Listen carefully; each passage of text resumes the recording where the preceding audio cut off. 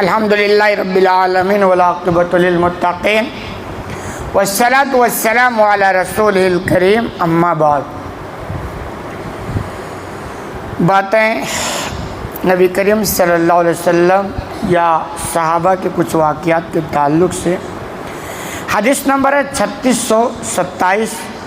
عن ابن عباس رضی اللہ عنہما قال، عبداللہ ابن عباس رضی اللہ عنہما سے روایت و بیان کرتے ہیں، کان عمر بن الخطاب رضی اللہ عنہ یدنی ابن عباس، کہ عمر بن خطاب رضی اللہ تعالیٰ عنہ یہ ابن عباس کو اپنے قریب بیٹھاتے تھے، یعنی جب کوئی محفل وحفل ہوتی تو عبداللہ ابن عباس، حدیث میں ابن عباس شارٹ کٹ ہے، مطلب ہے عبداللہ ابن عباس رضی اللہ تعالیٰ عنہ یہ آپ صلی اللہ علیہ وسلم کے چچا ہیں، اور عبداللہ یہ عباس کے بیٹے ہیں، تو یہ بڑے مشہور ہیں عبداللہ ابن عباس، بڑے ذی علم آدمی تھے، اللہ نے ان کو بڑا علم دیا تھا، مفسر قرآن ان کو کہا جاتا ہے، قرآن کی فہم اللہ نے دی تھی،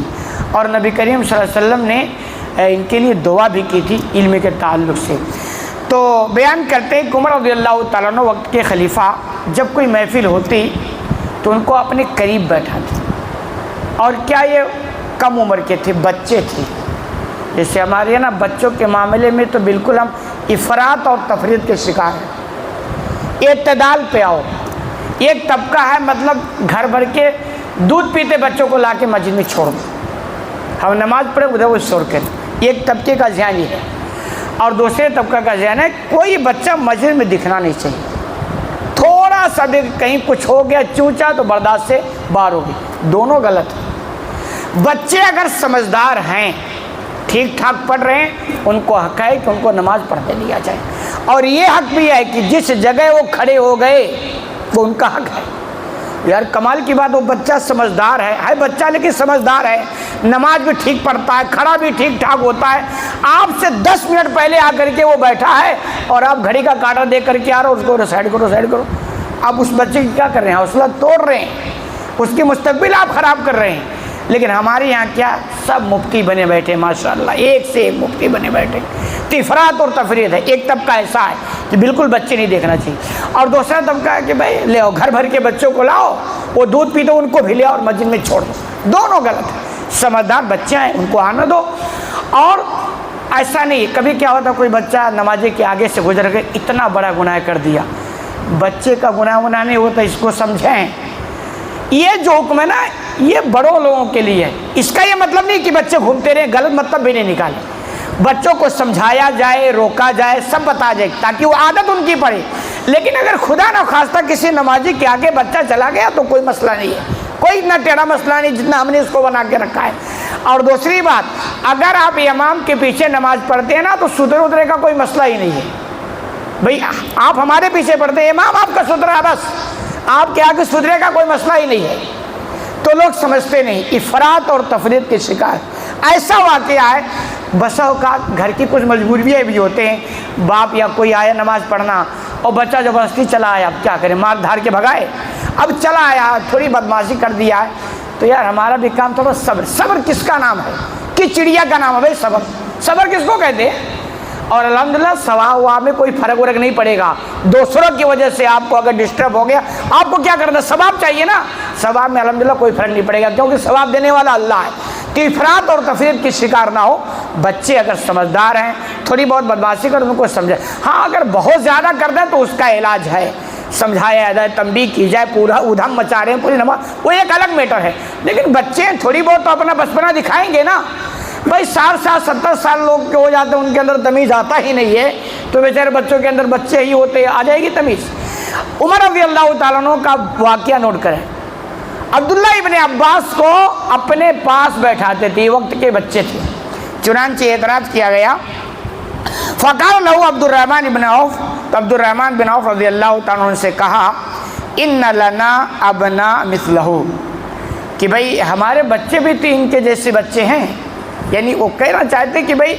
عبداللہ ابن عباس کو اپنے پاس بیٹھاتے ہو اور ہمارے بچے بھی تو ایسے ہی بچے ہیں،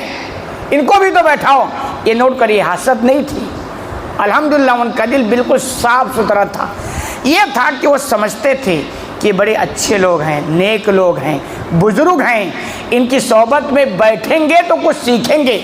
تو بھئی جیسے ان کو موقع ملتا ہے ایسے ہمارے بچوں کو بھی مل جائے تاکہ یہ بھی کچھ سیکھ لیں، کچھ سمجھ لیں، کچھ صحبت کا اثر آ جائے۔ یہ معاملہ تھا، یعنی وہ تربیت تھی، باقی کوئی ایسا جلن نہیں تھا غلط مفہوم نہ نکالیں۔ تو انہوں نے کہا بھئی ہمارے بچے بھی نہیں جیسے بچے ہیں، کہنا چاہتے ان کو بیٹھا دیں، ہمارے بچوں کو نہیں بیٹھا دیں، ان کو بھی بیٹھانا چاہیے۔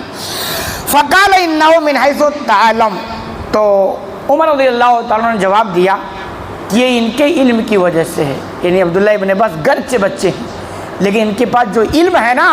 اس علم کی وجہ سے میں ان کو اپنے پاس بیٹھاتا ہوں۔ اور آپ کو پتہ ہے کہ اللہ کے نزدیک بندے سب برابر بندے ہیں، اگر فضیلت ہے تو علم اور تقوی کی بنیاد پر ہے، تو علم کی بنیاد پر ہے نا، تو کہہ رہے ان کے پاس جو علم ہے اس علم کی وجہ سے میں ان کو اپنے پاس بیٹھاتا ہوں۔ فسال عمر بن عباس عن هذه الآية، اور اس کے بعد اب عمر بن عباس سے اس آیت کے بارے میں سوال کیا۔ عمر رضی اللہ تعالیٰ عنہ نے عبداللہ ابن عباس یعنی اسی بچے سے اس آیت کے بارے میں سوال کیا۔ کیا آیت ہے؟ اذا جاء نصر اللہ والفتح، قرآن کی مشہور آیت سورت کہ یہ ترجمہ ہوتا ہے کہ جب اللہ کی مدد اور فتح آ جائے گی۔ تو عمر رضی اللہ تعالیٰ عنہ اس بچے سے سوال کریں عبداللہ ابن عباس سے کہ اس کا کیا مطلب ہے؟ مطلب تو سمجھ میں آ رہا نا، اللہ کی مدد آ جائے گی اور فتح آ جائے گی۔ مدد سب سمجھتے ہیں کیا مدد، اور فتح سے سب سمجھتے ہیں مکہ فتح ہو جائے گا، سب کے سمجھ میں آ رہا ہے۔ تو کہہ رہے ہیں عبداللہ ابن عباس سے پوچھ رہے ہیں بھائی اس آیت کا کیا مطلب ہے؟ فقال اجل رسول اللہ صلی اللہ علیہ وسلم، تو عبداللہ ابن عباس کہتے ہیں اس آیت کا مطلب ہے کہ نبی کریم صلی اللہ علیہ وسلم کی وفات کا وقت قریب آ گیا ہے۔ کمال کی بات ہے، یہاں تو وفات کا دور دور تک تذکرہ نہیں ہے، لیکن سمجھ اسی کو بولتے فہم، دور اندیشی، کہ ایک آدمی کی پہنچ وہاں تک نہیں ہوتی جہاں دوسرے کی پہنچ جاتی ہے۔ اور اسی لیے حدیث میں آتا بھی ہے کہ اللہ تعالیٰ جس کے ساتھ بھلائی کا ارادہ کرتا ہے نا اس کو دین کی سمجھ دیتا ہے، فہم۔ اور ابن عباس رضی اللہ تعالیٰ عنہ کے تعلق سے اللہ کے رسول صلی اللہ علیہ وسلم نے دعا کی تھی۔ اب دیکھیے بہت سارے لوگوں کے دماغ وہاں تک نہیں پہنچ رہا ہے کہ بھئی اس میں تو اللہ کی مدد کا وعدہ ہے، فتح کا واقعہ ہے، اور یہ کہ نبی کریم صلی اللہ علیہ وسلم کی وفات کا تذکرہ اس میں آ گیا، کہاں سے آ گیا؟ لیکن جب دور اندیشی لگائیں گے کہ بھئی نبی کو اللہ نے کس لیے بھیجا ہے؟ دین کی دعوت کے لیے، دعوت کا کام ہو گیا ہے، دین کا غلبہ بھی ہو گیا ہے، اب اللہ رسول کو دنیا میں کیوں رکھے گا؟ بھئی اللہ کے رسول تو اللہ کے بڑے محبوب ہیں نا، اب سمجھ دیکھیں، بڑے محبوب ہیں، تو اسی کو سمجھ کہا جاتا ہے۔ اس لیے عالم سب بنتے ہیں، ڈگریاں تقریباً سب کے پاس ہوتی ہے، لیکن اسی میں دیکھیں کوئی بہت پائے کا عالم ہوتا ہے، کوئی فہم بہت تیز ہوتی ہے، دور اندیشی بہت زیادہ ہوتی ہے، وہ کچھ وہابی چیزیں ہوتی ہے، پھر جیسا جو محنت کرتا ہے اللہ اس کو عطا فرماتا ہے، سمجھ کی بات ہے۔ اب دیکھیں آدمی کی سمجھ کی بات ہے، مثلا کوئی مسجد کے امام اگر کمیٹی والوں سے کہے کہ کل 1 تاریخ ہے اور پرسوں مجھے جے پور جانا ہے، اب آپس میں کوئی بات کرے یار امام صاحب کیا کہہ رہے تھے؟ امام صاحب کہہ رہے تھے کہ یار میں جے پور جاؤں گا، دوسرا کہے نہیں یہی نہیں مطلب ہے، مطلب یہ ہے کل 1 تاریخ مہینہ پورا ہو گیا اور جے پور جانا، خرچہ برچہ تنخواہ دے دو۔ سمجھ، اب دیکھیے نا بات کیا ہے، لیکن سمجھ کی بات ہے نا، دور اندیشی اس کو کہا جاتا ہے۔ تو ایسے قرآن میں بھی فہم ہے، اور اس سمجھ کو اللہ رب العالمین اپنے مخصوص بندوں کو عطا کرتا ہے، جن کو طرف ہوتی، فکر ہوتی، محنت ہوتی ہے تو اللہ ان کو عطا کرتا ہے، ہر ایک کو چیزیں نہیں ملتی ہے۔ تو عبداللہ ابن عباس کو اللہ نے فہم دیا تھا، ان کو مفسر قرآن کہا جاتا ہے۔ تو وہاں عمر رضی اللہ عنہ کلیئر کر دیا کہ دیکھیے اس آیت کا مفہوم جو یہ سمجھ رہے ہیں وہ سب سمجھ نہیں رہے ہیں، غالباً وہ یہی میسج دینا چاہتے تھے کہ اسی لیے میں ان کو اپنے بعد بیٹھاتا ہوں تاکہ میں بھی کچھ سیکھ سکوں۔ بھائی علم سیکھنے میں نہ چھوٹا بڑا کچھ نہیں ہوتا ہے، بس اوقات چھوٹے کے بعد بہت علم ہوتا ہے اور بس اوقات بڑے کے بعد بھی ہوتا ہے، تو ایسا کچھ نہیں۔ تو انہوں نے کہا اس میں اللہ نے خبر دی ہے نبی کریم صلی اللہ علیہ وسلم کی وفات کی،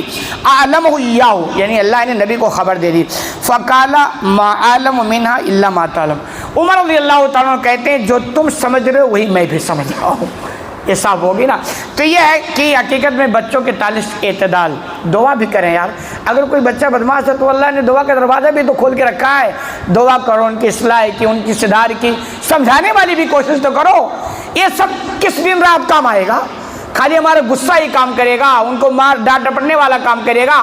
اور صبر کی چڑیے کا نام ہے یہ ساری چیزیں۔ تو اعتدال کے راستے پر ہیں، ایسا نہیں کہ بچوں کو لا کر کے چھوڑ دیں اور پھر ادھم مچاتے ہیں اور آپ مست رہیں، یا ایسا بھی نہیں کہ اگر بچہ تھوڑا بہت، بچہ تو بچہ ہے تو آپ اس کو مسجد سے بات کر دیں، یہ بہت غلط تعلیم ہے، یہ ان کے مستقبل کو خراب کرنے والی چیزیں ہیں۔ اور ایسے واقعات ملتے ہیں کہ میں مسجد سے نفرت اس لیے ہو گئی، ایسے واقعات آتے ہیں کہ میں مسجد میں گیا، اگلی صف میں کھڑا ہوا اور لوگوں نے مجھے پکڑ کے باہر کر دیا، اس کے بعد میں مسجد میں کبھی نہیں گیا۔ تو یہ کیا ہو رہا ہے؟ یہ بہت غلط ہو رہا ہے۔ تو اعتدال کے راستے پر افراط اور تفریط کی شکار نہ ہوں۔ اللہ رب العالمین سے دعا ہے کہ العالمین تمہیں کہنے سنے زیادہ عمل کرنے کی توفیق عطا فرما۔